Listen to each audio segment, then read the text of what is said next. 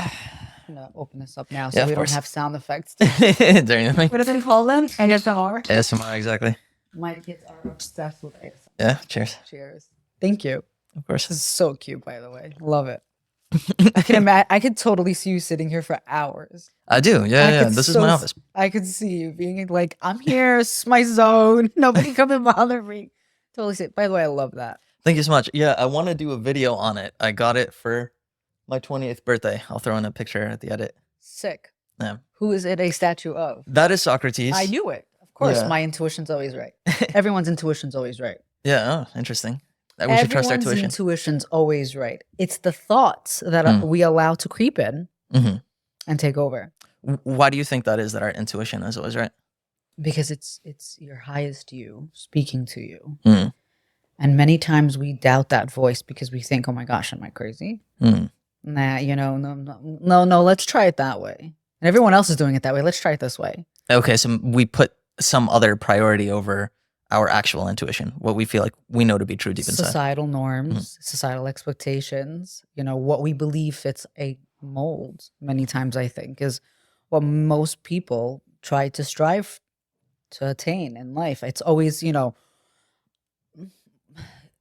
are living in a time where I think we're starting to evolve more and more from that in terms of there's been an awakening. And I don't know if you're noticing this. So actually, I'm going to ask you some questions, Sure, yeah, just because I don't want to say everything, I want to kind of have the individual come to that realization with their own questions that they ask. I think that's always the best way to come to a realization, right? You want to be able to plant a seed, but without you also, giving the direct information, because now that person will go through a number of, back to the dichotomy, the push and pull.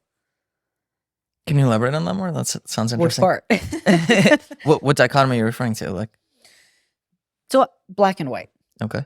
Everyone always likes to, people in general, we have this habit because it's part of the system, I think, that we've been taught. To not trust ourselves. Not trust ourselves, trust the system. Try not to question too much either. That's actually Socrates' example. Like, he questioned the morals of society. That shouldn't be taken so lightly. In all honesty, I think, like I said, we're living in a time where the truth is starting to really, really come to surface. Interesting. Okay. On a lot of the areas. I mean, what do you see, right, out in the media? What stands out to you today that we've been told, let's say, for example, we understand truly, back to the dichotomy, black and white. Where does black and white come from? Like this thinking of extremes, it's either this or that. Okay, here's another question, right? And now let's talk about it physically, the colors. Sure. What is black? It's consisted of what? Is it, I forget which one's which. I think white is all the colors. Right. And black is none of the colors. Is an absence of it. Right. But it still comes from all the colors. Meaning it's like a negative of. Yeah, because it's again, let's go back to the tree of life in Kabbalah. Sure. Okay. Right? So above, so below. Everything has been put to us with a dichotomy. Everything we've ever been taught. But what about right down the center? Oneness. The actual birth of everything. Before there was man and woman, there was God. But both man and woman come from the same source. Energetically, spiritually. Again, this goes against a lot of the things that, many institutions can teach, or things that we're privy to understand, to believe, according to certain scriptures and whatnot. Right. So yes, this is. Yeah, you know what this reminds me of a little bit? What? It's funny. I'm hosting on my next episode. I have a guy who's a psychedelic integration expert, like he's been doing for many, many years. Interesting. Yeah, very excited to do that episode. But I was listening to this book called How to Change Your Mind by Michael Slonin or something like that. No. What am I saying? I can't remember his name at the moment, but it's an interesting book. Basically, he has this one quote at the end that was fascinating, and I'm probably going to butcher it, but it's something like, shamans might say, take this majestic plant that will expand your soul and take you to another dimension, right? Okay. And it will give you peace. Right. And a therapist or a scientist will say, take this molecule that will create an altered state of consciousness in you that can then have healing properties for your psyche. Like, it's literally, they're saying the same thing. The same thing. Yeah, the same exact thing. It's just how they view it. So I think like a lot of science and religion will intersect in that sense of like, there's maybe this idea of a greater power or creator that like existed before. It might not sound exactly like the way Judaism, Christianity, or any other religion makes it sound like, but it's hard to believe that like we're just here, like there's nothing that created it. Like matter just somehow evolved into like genetics and digital DNA that like reproduces. Like, it's so hard to believe that there was no intentionality behind it. And Absolutely, there was exactly, of course there's, and it's not even from a complexity argument. I argue with my friend about this all the time. Like, he doesn't like when I say like, oh, look at how complex the world is and like whatever, which to me is a valid argument, but it's more from an existence angle. It's just like, how are you here? How are you here experiencing anything? Like, it's so bizarre. Like, and honestly, to me, the idea is like, and I don't know, this is just my own thought, but like, if there is no God, you would be God. I am God. Like, this is like, how do I exist? Like, what does God even mean? What does it mean to like, You are from the source. yeah, So exactly. you are a We are, mini version of this thing? of the source, I which believe is that. our creator. Yes, exactly. I believe that. Like, to me, the way I see it also is we're like waves in an ocean. Like, we're we're like this form right now of this wave that whatever we're passing through this life, but we're connected to this vast ocean. And that's how I see like God. Like, God is this, we're just an expression of this divinity. 100% in everything. In Right. everything. Yeah, and everything. Which kind of Yeah. goes back to the concept of we're all connected. Every single one of us. Everything. Yeah, it's all connected. And it's because why are we all connected? Because we all come from the same source. It's fascinating. Yeah, it's the same way. This is fascinating. I think you'll love this. It's the same way that we're all connected to nature, and we're a part of nature. We're being like whatever this matter is. It existed since the beginning of the universe. That is now in the form of us as this human being that we are now. And the same way that it's indisputable, we're connected to nature. We have needs, an ecosystem. We're connected to this whole thing. When we die, we go right back into this earth. It's indisputable. It's just obvious. Thinking that you're different is honestly almost arrogance. It's ego. It's ego, right? Ding, ding, ding, ding, ding. And I think this is the biggest part of the dichotomy, internal dichotomy, that individuals or people in general have that push and pull with. Interesting. Your higher self and your ego. Your higher self is connected to Mother Earth, and your ego is connected to the illusion. That's it. It's brilliant. Yeah. I want to create like tangible examples for people to see that more. But it's so funny. We haven't even introduced you yet. I know. We just dived in. Yeah, we just dived in. How do I introduce myself? Community activist, very, very much involved in the political arena. Also run a non-for-profit where we provide mental health, life coaching, and some developmental disability services as well. We try to help out as many people as possible, obviously within the reach. One of the biggest parts also that I think we deal with tremendously is the co-occurring disorder of domestic violence. So I believe strongly in standing up against domestic violence. It hits home for a number of reasons. We've dived into that actually at one of our conversations. But that's pretty much what the nonprofit provides in terms of what my role is over there. I help co-found it. It's a big part of, I think, my purpose in life. Being able to help advocate for others. Family advocacy. Yeah, wow. That's beautiful. And I went, honestly, I dived into life purpose. What is life purpose? I don't know if you're familiar with any Japanese teachings, but I'm gonna throw it in here. Ikigai. I've heard of it. I think I'm sure you have. Yeah, I think Uncle Eddie's Pickles, I had him on the podcast. I think he mentioned it, but can you rephrase it? So Daniel, my co-founder and partner and brother, is very well versed on this. I'd say more so than myself, but Ikigai is finding one's purpose. In Japanese teachings is it helps you It's actually the fifth step, if I'm not mistaken, Ikigai. There's Mm-hmm. 4 prior to it. I don't remember them off the top of my head. Mm-hmm. But ultimately, when you're doing something, the point is that you want to make sure that you're doing it with an intent. Mm-hmm. And you want to make sure that when that you're doing it with intent, that you're doing it because it's serving your highest purpose. Mm. Everything that we want to aim to achieve in life should be to attain a higher level of ourselves. Mm. How do we do that? By raising our frequency. And how do we raise our frequency? By going with the ebb and flow of what our creator put in front of us. Of course, that's a much deeper conversation, but ultimately life purpose, life coaching is a big thing. And Mm-hmm. I went through it myself. I recommend it for everyone. And there's, finding your life purpose really gives you meaning Mm-hmm. and understanding who you are. It gives you a time to introspect. Okay. Wow. And I think introspection is one of the most powerful tools our creator has been able to give us. And I don't think we use it enough. I think as a matter of fact, we as people are so afraid to do our shadow work, to tap into our inner selves, because you're afraid who you're going to face. And who's telling you that you're afraid? It's the ego. The ego wants to keep you away from dealing with certain emotions or certain, traumas that you're holding on to. And it doesn't allow you to break free. And on the contrary, what it does is it encompasses you in fear. And that's where the overthinking starts to come in, right? Wow. Yeah. So introspection is a very big part of it, and finding your life's purpose. So Ikigai. Yeah. How can you help somebody find their life purpose? You can't help anyone find anything. Okay. What you can do is help show them how to find it on their own. Interesting. Okay. Almost like, again, this is a spiritual factor, but like a way shower. You're showing someone the way. Okay.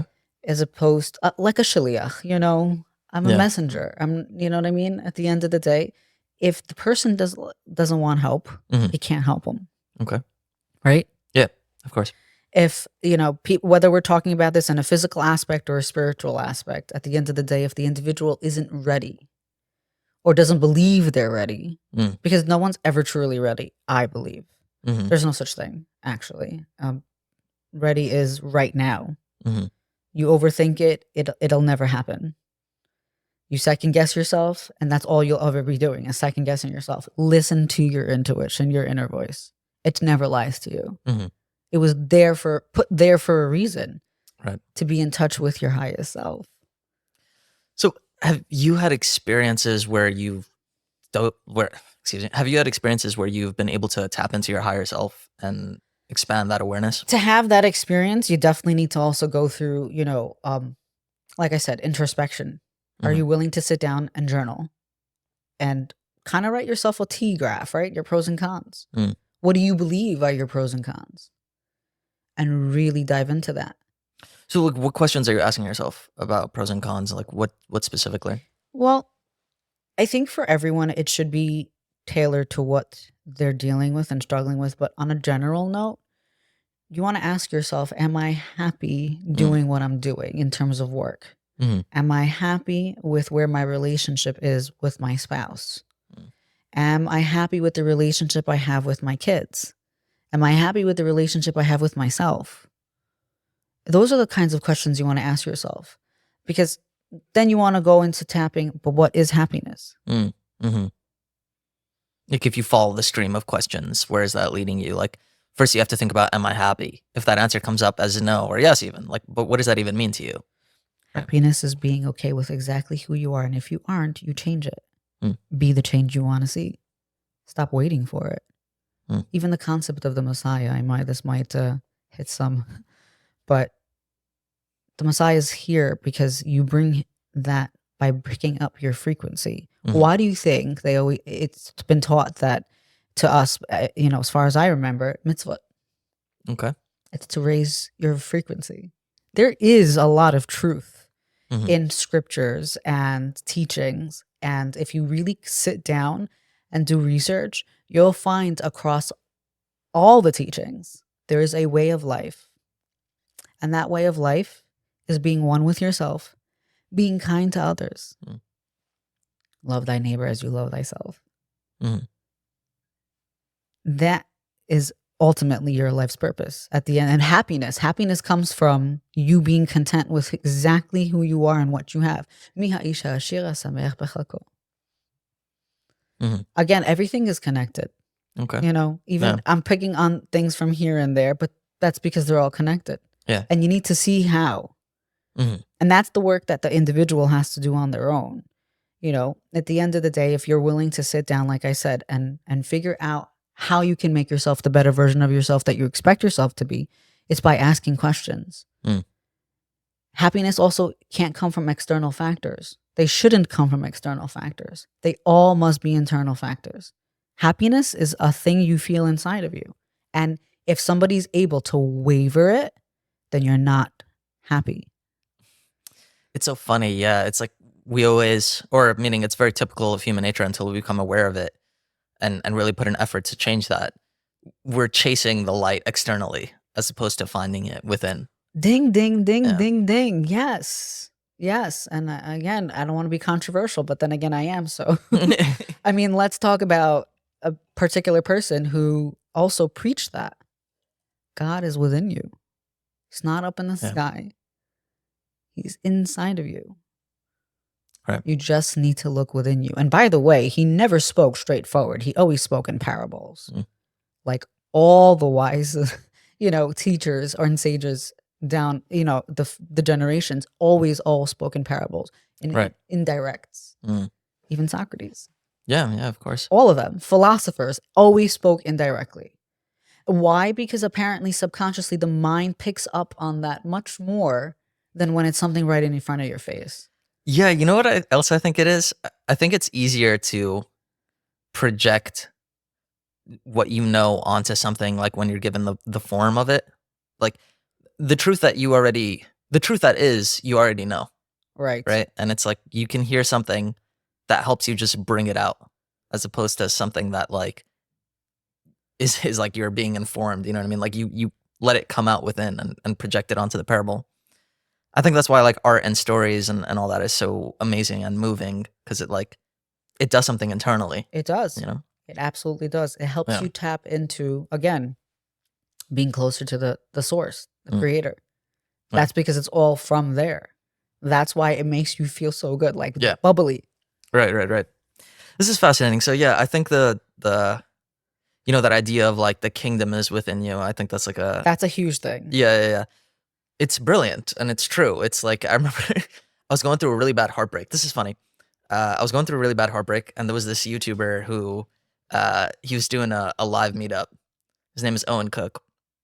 I went to go see him, and I sat down with him and I was talking, and I told him, I was like, dude, I'm going through a lot of pain, like with this heartbreak.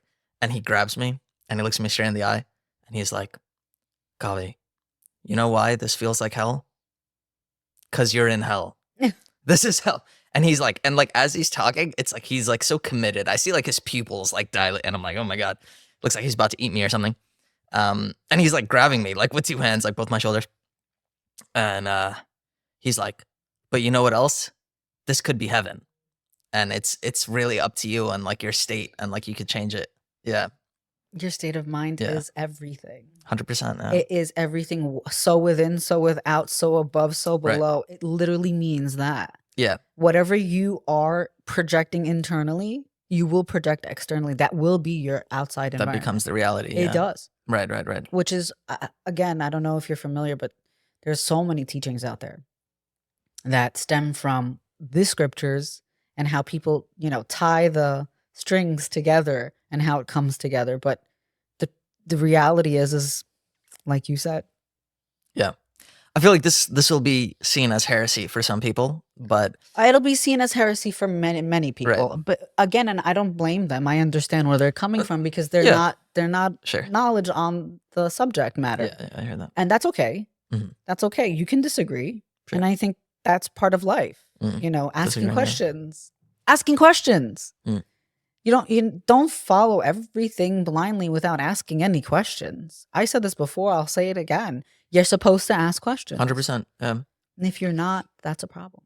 No, I completely agree. This gets interesting and a little sticky when it comes to talking about faith, because It does. yeah, It does. right. It is a little funny. I do think, growing up Jewish, we're taught to ask questions, and the questions are very important. Yes. But there are certain things, like, it's kind of unspoken that you're really not going to question. But even then, I think it's like, it's for your own sake. Have clarity in what you believe. I think for many people, their faith, it really works for them. And maybe in that case, it's better not to question or sow doubts, because, like, it's a good thing. Why fix it? Why fix it if it ain't broken for you? I hear what you're saying. And I'm definitely in agreement that you Yeah. never want to. I'm not here to change anyone's beliefs or telling them that has to be shifted and it has to be done. Right. Absolutely not. And you also touched on something that's very, very true. Belief. Mhm. Whatever you believe in, it's also going to be projected. So if you strongly believe that this is what you have to do in order for you to have this result, it will manifest. It will, because that's the way it works. And I'm not here to tell you that you need to change. I'm not here to shake anyone's faith. I think it's always healthy to have an open conversation. Right. Again, there's nothing wrong also with looking into other areas of knowledge Yeah. to expand yourself. And at the end of the day, I'm going to say this very clearly, having a relationship with yourself and the creator is super duper important.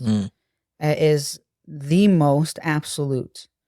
Right. It really is. And I think, and let that be whatever journey that needs to be for you. Yeah. It's your individual journey.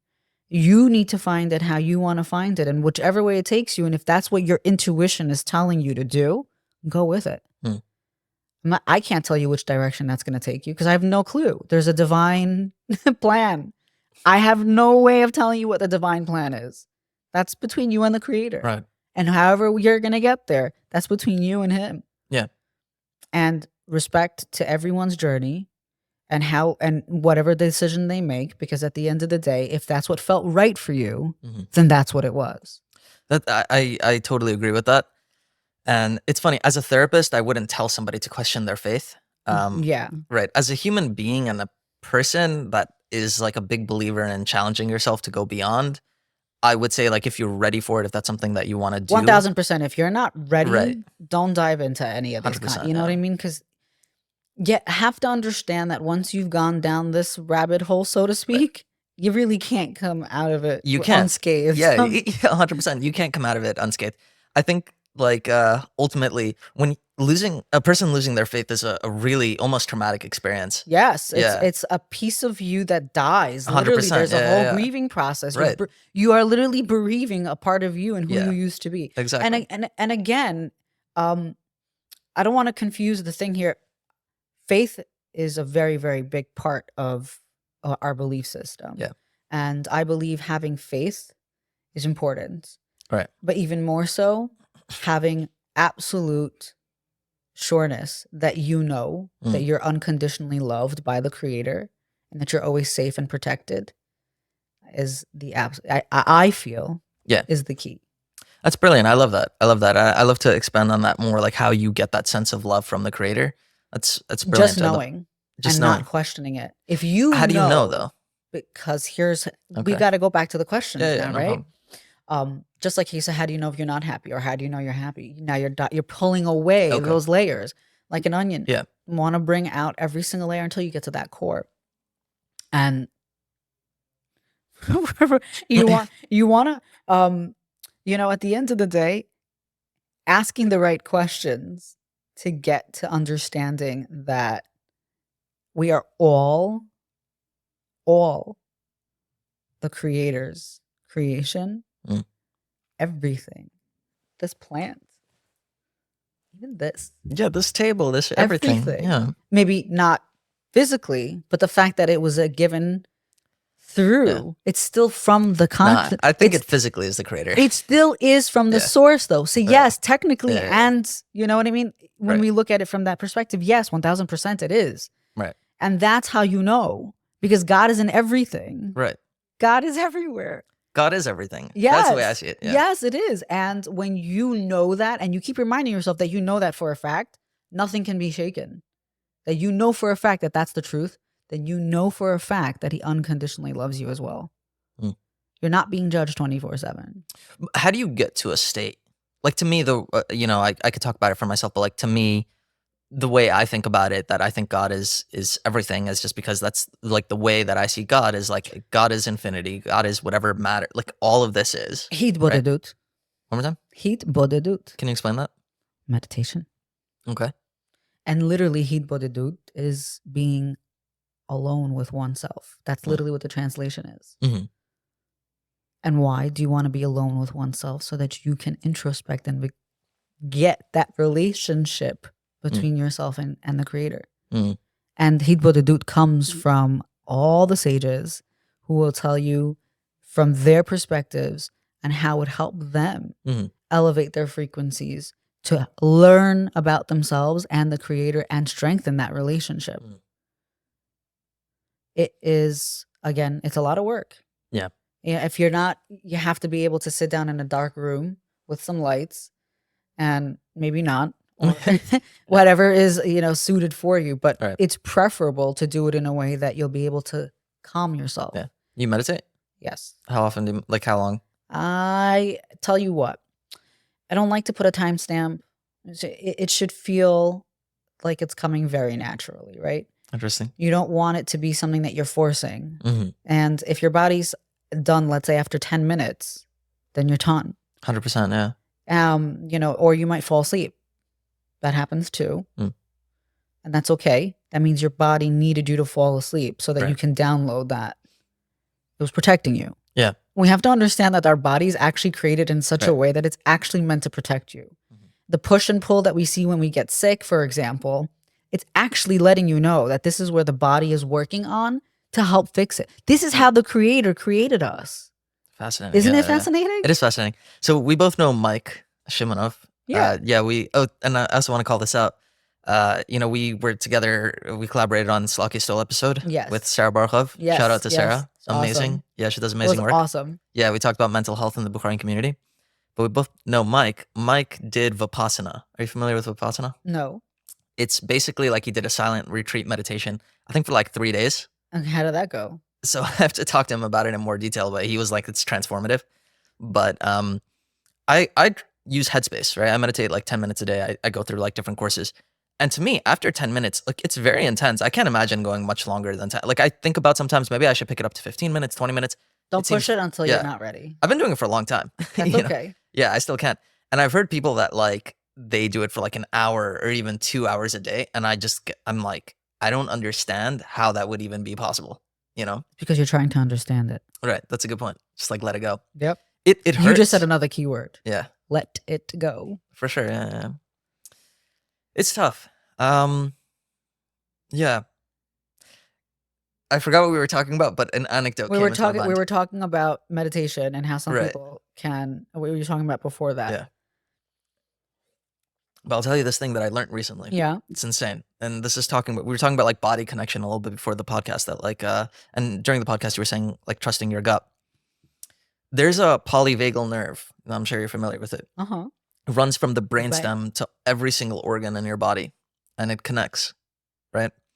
And this is what I was learning recently on this podcast with Neil deGrasse Tyson, that in, I think, 1 millimeter of the gut, if you would take a line of the gut and 1 millimeter, there's more bacteria in that part of the gut. And it's good bacteria. Like we need it. Right. Than every human that's ever been born. Isn't that crazy? It's insane. It's insane. And what's also insane is that their species is significantly older than our species. Significantly. Yeah. Like thousands of years. Like millions of years. Yeah. Maybe billions even. I don't know. But they've been here. Yeah. A long time. Yeah. And it's so crazy. I believe that they're also responsible. Maybe I misunderstood something, but when you eat, right? Sometimes you have to wait like 15 minutes and then you lose that, like you realize you're full. Like sometimes you eat, you're kind of still hungry. Yeah. You wait, right? So in obesity, for some reason, there's a disconnect, like that hormone that gets released from our gut that tells us that we're satiated, right? In obesity, that's lost. Why is that? And I want to discuss this with you because that's what we were talking about how people lose their gut feeling. People lose their gut connection. And it seems to be like an epidemic in America. It is very much so. It's because they're shutting it down. They're constantly ignoring it. We're ignoring our gut. Oh, all the time. Did you know that our gut is actually our second brain? Can you explain? No. Not on this podcast. Okay. Sure. But it's something to look into and dive into. That's what I'm going to put out there. And I definitely think people need to take better care of their gut. Feed it more good bacteria if you can. Look into that. It's important. Yeah, fermented foods. Yes. Yeah. Yes. There was a point actually where I even went no meat. No meat? Yeah. As a Bukharian? I know. That's not possible. So I will tell you that I'm a huge meat. I eat meat every morning, by the way. Really? I have steak and eggs every morning. That's awesome. Dirty eggs? And they call it steak and dirty eggs. When you put dirty eggs, that's what it's called? Because you put the eggs into the actual steak grease. Yeah, that's what I do. Yeah, dirty eggs. Yeah. That's actually a good breakfast. But yeah, I had taken out meat from my diet for a while. How did that go? I lost an immense amount of weight. Really? Yeah, immense. Did I just do that? No, battery probably just died. I lost an immense amount of weight. And I actually did have to tell you that I felt very good though. Really? Wow. Very clear. Very clear. Very clear. And it helped, like, I don't know, but it for me, it helped me feel like I put my body through a reset. Interesting. Wow. So for that time frame that I did cut out meat, it helped me put my body through a reset. I'm like, shift it. Was it hard getting back on meat? I will tell you that it wasn't because I got I don't know, I think it was a hamburger. I'm going to be honest. I broke it on a hamburger. It's not a bad thing to break it on. No, it was so good. It smelled so good. I was like, I really want it. My body needed it. Dude, your Bukharian ancestors. So look at that. But listen to that. Did you hear that? My body told me I needed it. And I went and I bit into, that's what you do. You listen to your gut. When my body tells me I want fish, and I'm craving fish. What? I'm craving. You're not craving. Yeah. That's your gut. Yeah, 100%. I'm in the mood. No, that's your gut. Dude, sorry I said dude, but no, 100%. I literally crave the steak and eggs in the morning. That's because your body needs it. It's so crazy to me. Check out your iron levels. I do. Right now, I think they're fine. But in the past, I remember when I would like crave meat, my doctor checked my iron levels and he's like, "Oh, you're low on iron." There you go. I was like, "Oh, wow." Try to make your steak in a cast iron pot. Yeah. Yep. All right. You'll see a difference. It'll pick up the iron levels into the steak. It'll absorb it. And the eggs too. Put it in there too. Right. Yeah, I should do it. Problem is, it's hard to take care of cast iron pan. No. Just wipe it and oil it and keep it where you need to keep it. Obviously, you need to clean it, but no scrubbing. It's like taking care of something that needs to be kind of like in a museum, but not really, because you use it every now and then. That's funny. I mean, where do you think the line is, though? Like, maybe our gut feelings aren't good. Why aren't they good? Sometimes we have like a intuition to do something that's not actually good for us. Like, I think that's not an intuition. You know damn well that's not an intuition. How do you tell the difference? That's an intrusive thought. No, I get it. Like, we're talking about cravings for meat, right? And we're saying that that's a good thing. What about like somebody who just craves a bunch of junk food? What's their body being deficient on? That's the question you need to ask. And that's where Chinese medicine comes in. Interesting. Okay. Yeah, and that's Daniel's thing too. He's into Chinese medicine? Well, he actually is a licensed acupuncture. So yeah, that's actually his niche. I'm going to tell you that Chinese medicine helps you look into the root of the issue. And now, don't get me wrong, I believe that sometimes you also need Western medicine, simultaneously, because that's also a holistic approach. Yeah. The whole. Sometimes an individual needs more than just one, and there needs to be, different modalities added to their treatments, or whatever the case may be. But at the end of the day, I definitely think that it's worth looking into that. And Chinese medicine. Yeah. So when you were referring to it, you're talking about just acupuncture, or is there more? There's much more. There's much more. I don't even know. Can you like fill me in on this? I mean, what is acupuncture? What do you know about acupuncture? All I know is that they poke needles in you. I don't know anything Oh else. my lord. Okay, so Yeah. no. It's not the only thing that Okay. happens. It's literally kind of like an art. It Okay. is an art. And you'll appreciate this, I think, if Sure. I break it down this way. There's, I don't know how many points, but they had to study every single point. Okay. These points are also in between your blood, like vessels and whatnot. It's an art to know where that point is by your measurement. And I think they take 2 finger spaces, and there's this thing. It's kind of like similar to some of the measurements they've taught us in Chumash time. But no, seriously, you'll find a lot actually of the Kabbalah's teachings Yeah. behind the Eastern medicine. They intersect. Yeah, very much so. You'll see it. Interesting, You'll okay. see it very much so. How do you see that? I'm curious for an example. So above, so below, so within, so without, male and female energy. And if you really pay attention to the way the Kabbalah is written, it talks to you about creation of male and female. Aleph and Bet, literally. Yeah. So back to what we were saying, you have to know all the meridians, all the points, and making sure that when you hit that point, you're not hitting a blood vessel, because now that could cause a problem. There's an art, and it's about being precise. And it's about knowing that you're also doing it with intent. If this doctor is doing it with intent and the appropriate intent and does it with his mastery skills, it's an art. It makes a difference what the doctor thinks? Everything makes a difference with what any human being thinks. Because it's an energy. What is emotion? Energy in motion. Emotions are energy in motion. So if you're carrying a certain emotion, you're now going to project that energy. That's what's going to be put out there. You're sad, you're going to have sad. You're happy, you're going to have happy, right? If it's positive, right? Doesn't that make sense? Yeah, of course. Meaning like if you're thinking positive, it changes your state. Yes. I think there's this like separation in a lot of people's minds. I mean, I think this also, but like it wouldn't affect something physical, you know? Like if my energy is positive. Why? I don't know. If my energy is positive, you think that affects the table?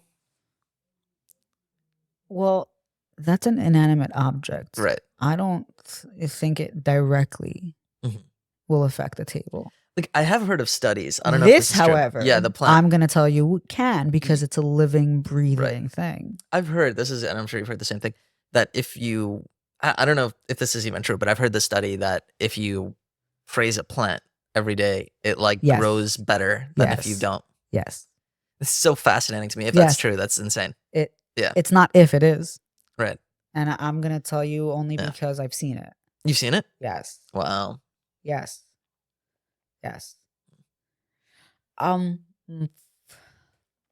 You might want to look into that teaching as well. There's some really interesting, fascinating things out there in terms of, again, cultures. And if you spend time, I say this to everyone, researching, you will find how much common ground there is in all the people and all the diversity of the world. Really. Yeah. There is so much really that we have in common. Yeah. And religion-wise as well. I'm talking about teachings and scriptures and things that are really being taught as a way of life. You have it all like breadcrumbs. Yeah, 100%. And I think like this is a big belief of mine actually on this painting. I had the artist add in a quote from Shakespeare, and I'll explain, but the quote is, "A rose by any other name would smell as sweet." Right? And like to me the idea is that it doesn't matter where something comes from. If it's truth, it's truth. If it's valuable, it's valuable, and like this idea of like, oh, I'm not going to learn from a Christian or a Hindu or whatever. Like if something creates meaning and works, like it's valuable. It doesn't matter if you call it Judaism or atheism or whatever. It literally doesn't matter. It's just like what actually works, what actually helps. And there are a lot of commonalities. It's just like what we were saying about how, a shaman might call it this and a doctor will call it that. Like it's like, who cares about the words? Take what works and apply it to yourself if it helps you. There you go. Yeah. it's all about application. Right. And also knowing what you're applying. Right. You know what I mean? And I think doing the due diligence of looking into and studying and asking and learning and growing as an individual is for yourself. Do you know what I mean? It doesn't have to be something that you're also sharing with the whole world. You can also be discreet about it if you don't feel like talking about it. Or you might find that there's a little group of people that you have this common, conversations with, and now that becomes your safe group. For everyone, it's different. You know what I mean? Right. There are groups of people who talk about this very openly, right, and go out there and they're all about it. I believe that a little healthy dose of everything, well, minus the things that we don't need, but things that really are there to help us elevate. Right. Why not? Why not? Why not take advantage of it out here? Yeah. Why not? There's nothing wrong with learning. Right. It was a gift given to us by the Creator. Otherwise, we would never be growing. Right? If you're not learning, you're not growing. No, I agree with that. I think, learning is so important. Expanding the mind, expanding what we know. Diana, you're doing so much. Yeah. You have politics, mental health, organization that you're helping battered women. So talk to me about this. Like, what's going on? How are you managing? How am I managing? Well, I think it's about always learning when to put things in, a priority. I think it's important to differentiate your time between yourself and your family and what you do outside of that. It's really a balance, finding that balance and not allowing them to kind of like intertwine too much. I think that's the biggest key. Being able to like set boundaries between absolutely. You have to. Yeah. You have to. But although if you don't, everything's it's so important. The lines will get so blurred, and before you know it, you're gonna feel like you're drowning. Right. And then there goes burnout, and then there goes a whole slew of other issues. And why do that to yourself? You know what I mean? You can control certain things in life. Right. The divine plan, you can't. But certain aspects of your life, you can. Okay, this is something I'd love to talk about right now. I get a lot of clients that come to me that they're feeling depressed and anxious and miserable. And I ask them about, like, walk me through your day. And they work 60-hour work weeks. And most of the time it's more. And like, to me, in my mind, I will even say this like straight out sometimes, but I'm just like, look, like, how do you expect to be happy and calm if you're literally working 60-hour work weeks? Like, they don't even, like, some of them don't even take lunch breaks. They literally work straight through lunch. They barely eat. Like, of course, you come home, you eat 20 cookies, like, because you're starving. You don't take care of yourself. Like, how do you expect to be happy? Exactly. Yeah. It's actually one of the most important parts of introspection, and it's learning how to self-love and self-care. Yeah. And I think that's part of the first place that majority of people struggle with the most, because all people, self-love and self-care is sometimes looked at as though you're selfish, but you can't love somebody else if you don't know how to love yourself. Learning who you are, what you value about yourself, as opposed to shaming yourself, because we do that a lot. We shame ourselves. If you're able to shift that dynamic, that mindset, and talk your way out of that, that's where you start to understand who you are and get to understand that self-love is a very, very important factor that you need to be practicing regularly so that you can get to be that version of yourself you want to be. It goes right back against what I say all the time: be the change you want to see. And it starts with you doing the work. Self-love, self-care. Make yourself that salad, even if it takes 10 minutes out of your time. But it's for you. Right. You're not going to get that thing done if you don't eat this first. Or you will get that done, but probably on one leg. And then you're going to go back and find a slew of issues and go back and do it all over again. Wow. Right? It happens all the time because we're not focusing on how to introspect, find ourselves, understand ourselves, where we value ourselves, and learn how to love ourselves, and self-care. Self-care. Read a book if you love reading books. Right. Journal if you love writing. Sing if you love music. Yeah. 100%. Dance if you love exercise. I don't know if this is just all like, small examples, but this is what, if it makes you feel good, Yeah, do it. Right. I think there are lots of things that feed different parts of our, not just the body, but like mind, soul, emotions. 100%. Yeah. It's so important to take care of all those areas. Like I think there's a big focus on exercise. Like everyone knows exercise is important. You know, Yes. most of us try to have some type of exercise routine, and at least at the very least, we know we Why do should. why do you believe exercise is No, important? I think it helps you. It heals your body, right? It's important for you. It creates vitality. The It most creates, important yeah. thing that I believe exercise does for any individual is the fact that it releases that happy hormone. Interesting. That happy hormone that you feel that's being released after you exercise, that's why it's so good for you, because it makes you It happy. creates happiness. Yes. That's interesting. Yeah. Read up on it. No. I work out every day. I I'm not necessarily gonna say that I don't feel a happiness after working out, but to me, it's not like I genuinely enjoy working out, like the moment itself, even like afterwards, it feels good too. I'm not necessarily feeling like endorphins that people talk about.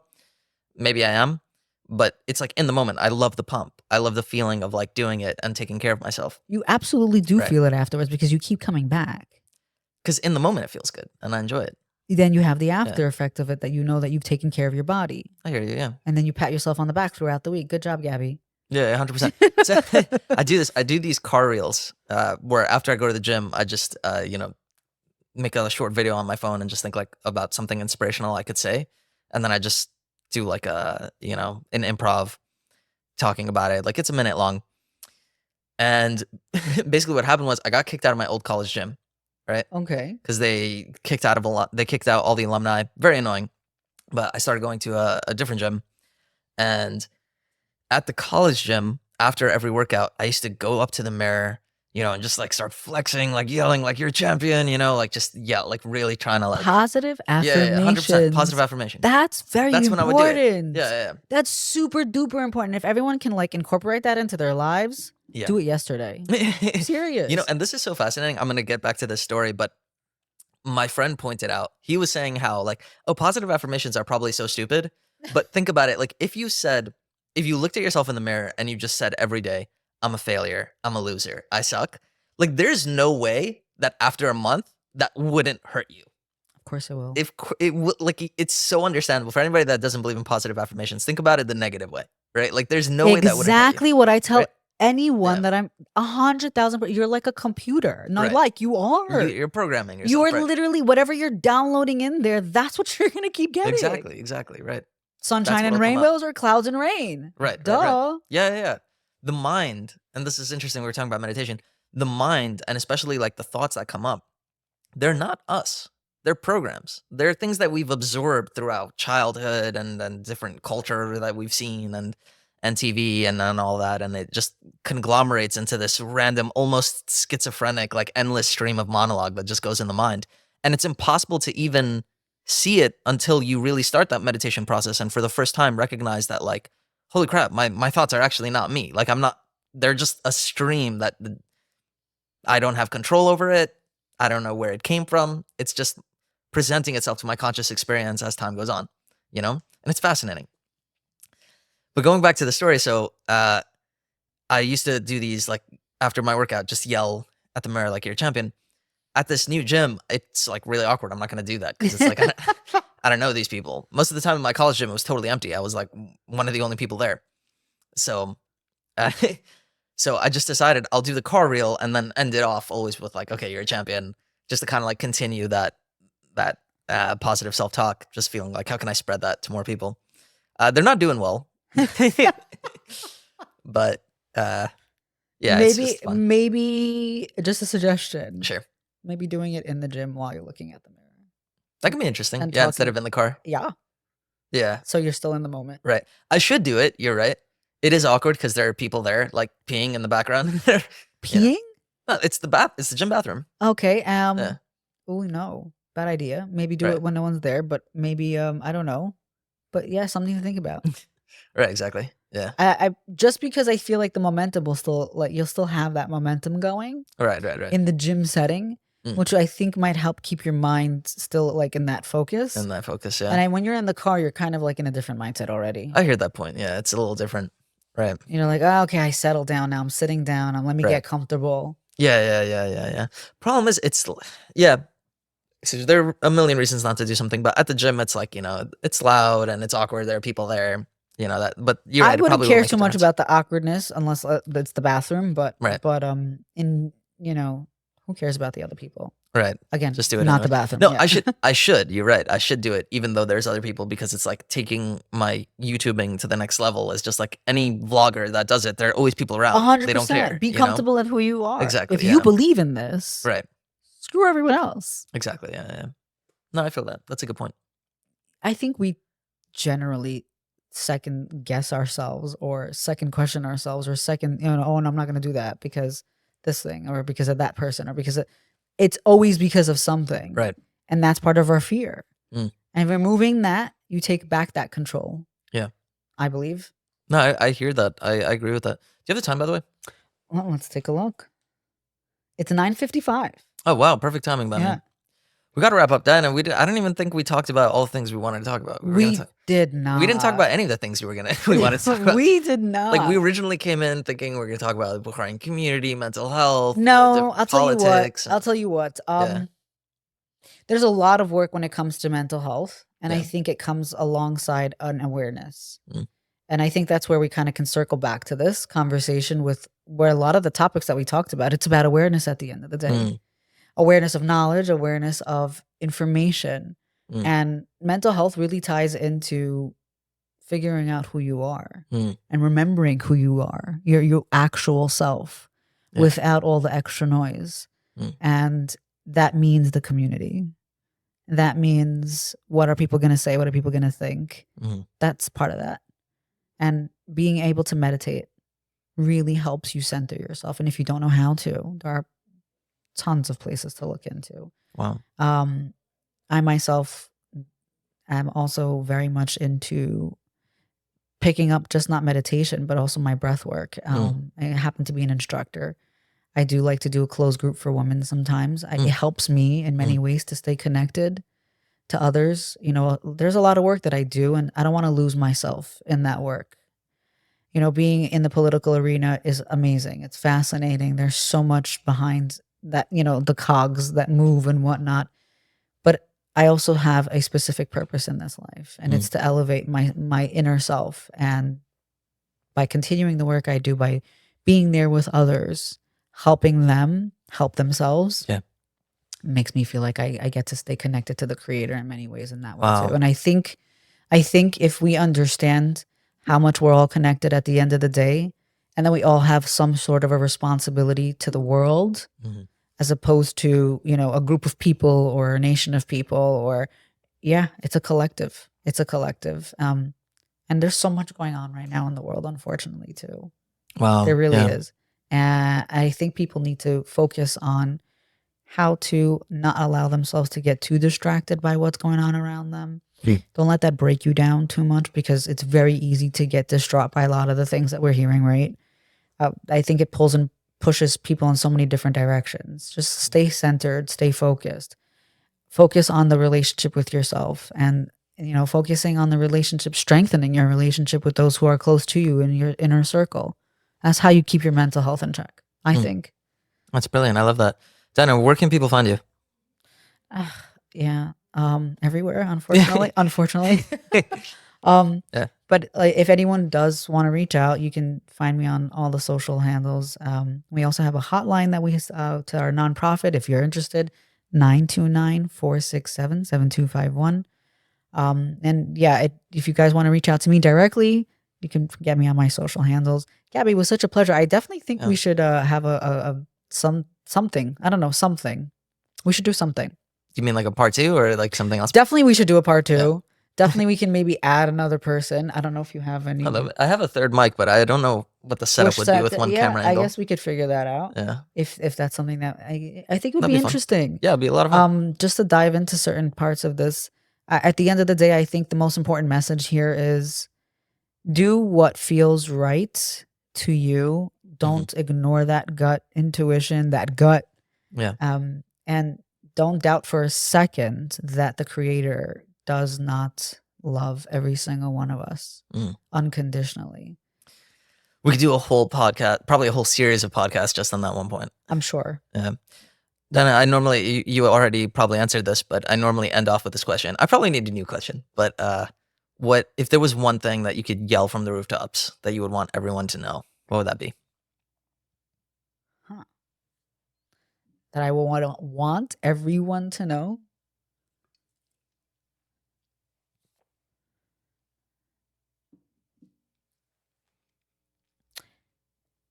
Nothing else matters except love.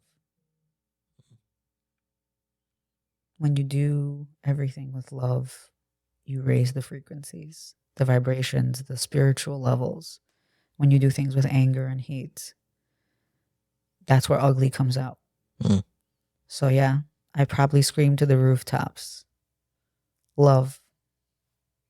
Just love. I'm serious. I love that. I don't want to sound like John Lennon, but when I said John Lennon, it's like, that's just the way, love. And why do you think there was always that, peace and love? Because it goes together. Yeah. Peace and love. Peace and love. I love it. Diana, thanks for coming on again. Thank you so much for having me. Yeah. I'll look forward. Awesome. Yeah. What else did you have in mind to do though? I am curious. Like, I would love to see if we can even do a workshop together. That'd be fun. I'd love that. Yeah. Love that. More love. Just spreading the love around. Yeah. All right.